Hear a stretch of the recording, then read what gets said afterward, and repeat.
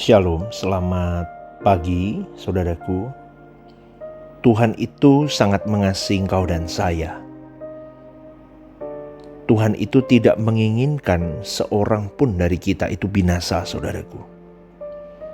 Karena Tuhan menghendaki untuk engkau dan saya bisa menikmati kekekalan yang indah. Maka Yesus mati di kayu salib itu. Tetapi apakah akhirnya seseorang bersama dengan Tuhan atau tidak? Itu hal yang tergantung dari masing-masing setiap individu di dalam merespon kebaikan dan kemurahan Tuhan. Jadi kalau sampai ada yang binasa, itu pasti bukan kehendak Tuhan, tapi itu adalah pilihan orang itu sendiri. Kita harus dapat menangkap pesan Tuhan ini, saudaraku, dan memberikan respon yang benar. Menjadi pengguna firman, pengguna anugerah, pengguna keselamatan yang benar. Karena ini tidak bisa terjadi secara otomatis. Jadi kalau engkau dan saya berkata, aku percaya, berarti engkau dan saya harus masuk dalam urusan dengan Bapa yang kita percayai itu. Aku percaya kepada Tuhan Yesus, maka harus ada urusan dengan pribadi Tuhan Yesus yang adalah Dia itu adalah Tuhan dan Juru Selamat kita. Maka kalau kita berkata, aku percaya kepada Roh Kudus, kita berurusan dengan Roh Kudus. Dan tidak banyak orang yang berani sungguh-sungguh di dalam berurusan dengan Tuhan. Tuhan itu mendapatkan kuota atau bagian yang sangat terbatas, saudaraku. Sejatinya itu adalah sikap semena-mena terhadap Tuhan sebetulnya. Hal itu terjadi karena tidak percaya atau kurang percaya. Memang tidak mudah mempercayai Allah yang tidak kelihatan. Tetapi Allah itu hidup, harus benar-benar dialami, saudaraku. Dan di dalam firman Tuhan Alkitab itu kita dapat membaca jejak Tuhan yang jelas. Bahwa orang yang menaruh percaya kepada Tuhan tidak dipermalukan. Tetapi kenyataannya banyak orang yang percayanya itu tidak berkualitas. Percayanya itu belum sungguh-sungguh. Maka kuota yang disediakan untuk serius dengan Allah itu sangat minim. Sehingga banyak di antara mereka yang hidupnya dipermalukan. Hari ini kita mungkin di dalam kesulitan ekonomi, keluarga, bisnis, dan Tuhan tidak segera menolong. Keadaan kita berlarut-larut, bahkan menjadi semakin sulit, saudaraku. Seakan-akan nasib kita tidak diperhatikan. Ini semua, saudaraku, dengar baik-baik ya, ini adalah fakta hidup di dalam mengiring Tuhan. Jadi jangan mudah percaya jika ada hamba Tuhan yang berkata, tenang, Tuhan akan tolong dirimu segera. Kata segera itu gak boleh diungkapkan sebetulnya. Kenapa? Karena kita sedang mengatur Tuhan. Kalau kita ngomong Tuhan pasti segera menolong kita. Kenapa saya ngomong begini? Karena Tuhan itu punya caranya, punya waktunya yang tepat untuk menolong kau dan saya. Dan setiap kita itu berbeda-beda, pasti itu waktunya. Caranya menolong, waktunya menolong itu Tuhan setiap kita beda-beda. Saudaraku, pagi hari ini dengar baik-baik ya. Walaupun kondisi hidup kita hari ini membuat kita malu, tapi pada akhirnya kita tidak akan dipermalukan. Amin, saudaraku ya. Jadi kita jangan setengah-setengah sama Tuhan. Kalau mau percaya ya harus sepenuhnya sama Tuhan. Ya, gak usah menoleh ke masa hidupmu yang lalu, menoleh ke belakang. Gak usah dibicarakan lagi orang-orang yang menyakitimu, melukaimu. Keadaan-keadaan yang mengecewakan dan membuatmu trauma, udah jangan dibicarakan lagi. Tutup buku sudah. Karena Allah yang sama, yang meluputkan nenek moyang kita dari kejaran tentara Firaun, yang melepaskan Sadrak, Mesak, dan Abednego dari dapur api, akan melindungi dan membebaskan kita juga. Amin, saudaraku. Maka betapa agung dan mulia dan indahnya kalau sampai kita bisa bertemu dengan Tuhan. Maka dibutuhkan apa saudaraku? Ketekunan. Dibutuhkan apalagi keberanian. Kalau kita mengundang Tuhan hadir dalam hidup kita pribadi, maka kita harus menyediakan waktu bertemu Tuhan setiap hari. Dan kita harus hidup dalam kesucian.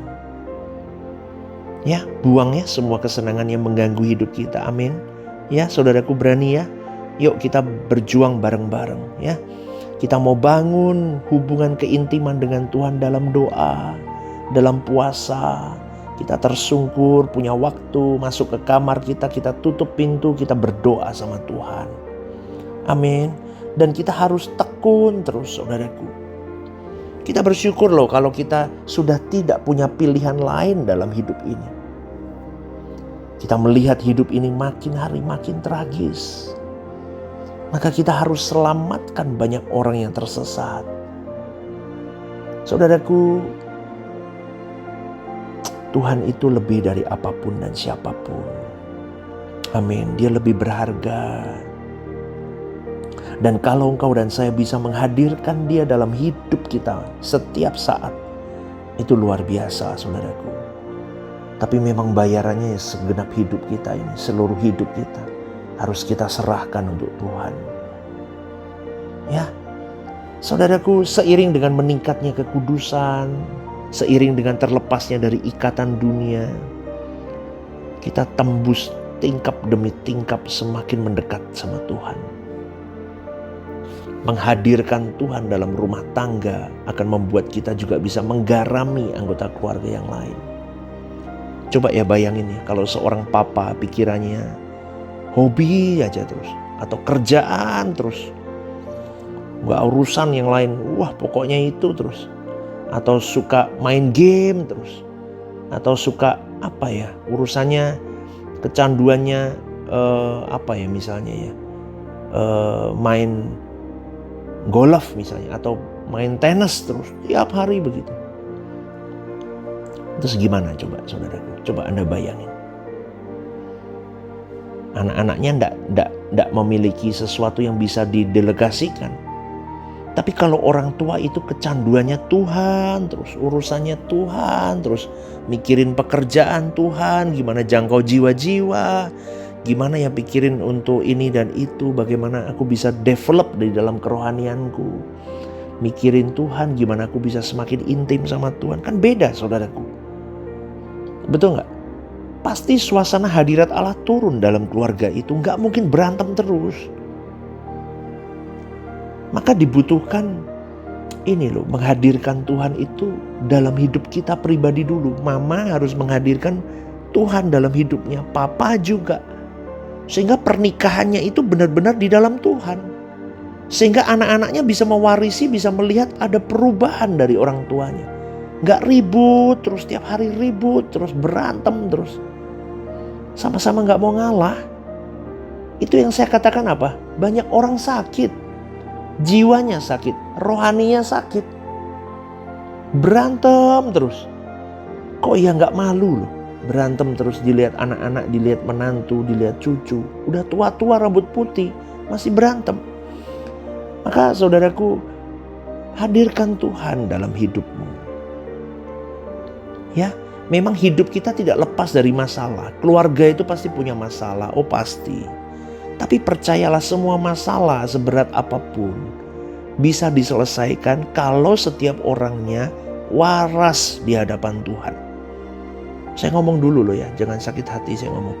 Setiap orangnya harus waras di hadapan Tuhan. Anakmu bermasalah, bukan salah anakmu, salah orang tuanya. Kalau orang tuanya tidak benar-benar dalam Tuhan, pasti mendidik anak itu salah. Maka kalau kau mau membetulkan, merubah keadaan anakmu, rubah dirimu, rubah pasanganmu, rubah atmosfer rumahmu, supaya sungguh-sungguh menghadirkan Tuhan, maka semua akan berubah.